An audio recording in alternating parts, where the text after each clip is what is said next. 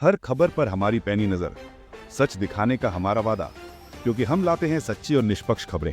स्वागत है आपका सत्यवाणी न्यूज में, जहां खबरें हैं आपकी, आपके हक की, आपके शहर की। और हाँ दोस्तों, अगर आप भी चाहते हैं सच्चाई तक पहुंचना, तो अभी लाइक करें, कमेंट करें, शेयर करें और सब्सक्राइब करें सत्यवाणी न्यूज, क्योंकि यही है सच बोलने वालों की आवाज। बिहार चुनाव प्रथम चरण का मतदान संपन्न। बिहार विधानसभा चुनाव के पहले चरण का मतदान पूर्ण ढंग से संपन्न हो गया।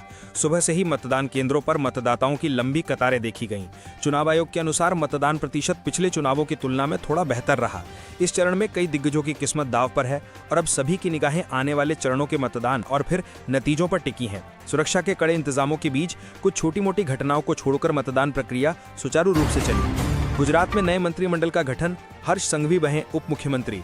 गुजरात में हुए नेतृत्व परिवर्तन के बाद आज नए मंत्रिमंडल का गठन हो गया है। भूपेंद्र पटेल ने मुख्यमंत्री पद की शपथ लेने के बाद अपने नए मंत्रियों की सूची जारी की। इसमें कई नए चेहरों को मौका दिया गया है, जबकि कुछ पुराने मंत्रियों को बाहर का रास्ता देखना पड़ा है।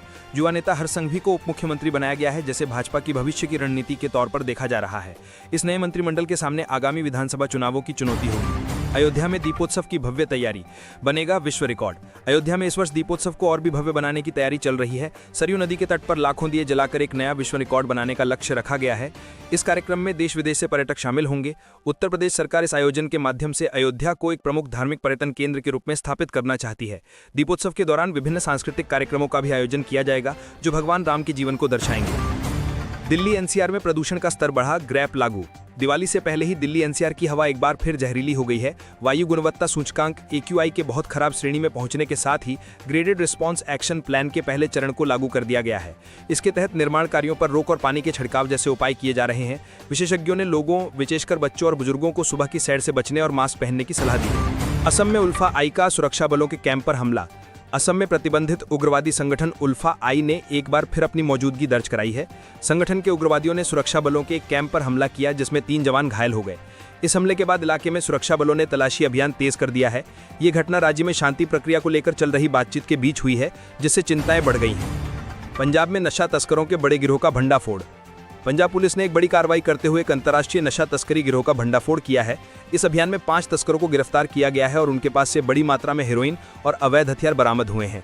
पुलिस के अनुसार यह गिरोह सीमा पार से नशीले पदार्थों की तस्करी में शामिल था। इस सफलता को नशे के खिलाफ लड़ाई में एक बड़ी कामयाबी माना जा रहा है। दिवाली से पहले देश भर में मिलावटी खाद्य पदार्थों पर छापेमारी। त्योहारी सीजन को देखते हुए खाद्य सुरक्षा विभाग देश भर में एक्शन मोड में है। विभिन्न राज्यों में मिलावटी मिठाइयों, मावा और अन्य खाद्य पदार्थों के खिलाफ बड़े पैमाने पर छापेमारी की जा रही है। अधिकारियों ने कई क्विंटल नकली मावा और मिलावटी मिठाइयां जब्त की हैं और कई दुकानदारों के खिलाफ मामले दर्ज किए हैं। विभाग ने लोगों से अपील की है कि वे केवल विश्वसनीय दुकानों से ही खरीदारी करें। कनाडा में खालिस्तानी समर्थक समूहों की गतिविधियों पर भारत की नज़र। भारत ने कनाडा में खालिस्तानी समर्थक समूहों की बढ़ती गतिविधियों पर चिंता व्यक्त की है। हाल ही में भारतीय प्रतिष्ठानों को निशाना बनाने की धमकियों के बाद भारत सरकार ने कनाडा सरकार से इन समूहों के खिलाफ कड़ी कार्रवाई करने का आग्रह किया है। दोनों देशों के बीच इस मुद्दे को लेकर तनाव बना हुआ है। भारत ने स्पष्ट किया है कि वह अपनी राष्ट्रीय सुरक्षा से कोई समझौता नहीं करेगा। उत्तर प्रदेश ओबीसी छात्रों के लिए छात्रवृत्ति की घोषणा। उत्तर प्रदेश सरकार ने अन्य पिछड़ा वर्ग ओबीसी के छात्रों के सशक्तिकरण के लिए एक बड़ी घोषणा की है। सरकार ने लाखों छात्रों के लिए 126 करोड़ रुपए की छात्रवृत्ति को मंजूरी दी है। इस कदम का उद्देश्य ओबीसी वर्ग के छात्रों को उच्च शिक्षा के लिए प्रोत्साहित करना और उन्हें आर्थिक सहायता प्रदान करना है। सरकार का कहना है कि वे समाज के सभी वर्गों के शैक्षिक विकास के लिए प्रतिबद्ध हैं। भारत अमेरिका व्यापार समझौते पर जल्द बनेगी बात। भारत और संयुक्त राज्य अमेरिका के बीच एक बड़े व्यापार समझौते को लेकर बातचीत अंतिम चरण में है। दोनों देश के अधिकारी जल्द ही इस पर अंतिम लगा सकते हैं। इस समझौते से दोनों देशों के बीच व्यापार को बढ़ावा मिलने और आर्थिक संबंधों के और मजबूत होने की उम्मीद है। ये समझौता विशेष रूप से कृषि, IT और फार्मास्यूटिकल जैसे क्षेत्रों के लिए महत्वपूर्ण माना जा रहा है। H1B वीजा नियमों के खिलाफ अमेरिकी कंपनियों ने किया मुकदमा। अमेरिका में H1B वीजा को लेकर प्रस्तावित नए नियमों के खिलाफ कई बड़ी अमेरिकी कंपनियों और व्यापारिक समूहों ने सरकार पर मुकदमा कर दिया है। उनका तर्क है कि ये नए नियम विदेशी प्रतिभा को आकर्षित करने में बाधा डालेंगे और अमेरिकी अर्थव्यवस्था को नुकसान पहुंचाएंगे। ये मुकदमा भारतीय IT पेशेवरों के लिए भी महत्वपूर्ण है, जो बड़ी संख्या में H1B वीजा का उपयोग करते हैं। रूस यूक्रेन युद्ध, शांति वार्ता की नई पहल। रूस और यूक्रेन के बीच चल रहे युद्ध को समाप्त करने के लिए एक बार फिर कूटनीतिक प्रयास तेज हो गए हैं।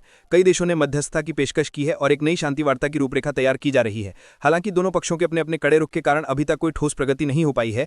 दुनिया को उम्मीद है कि जल्द ही ये विनाशकारी युद्ध समाप्त होगा।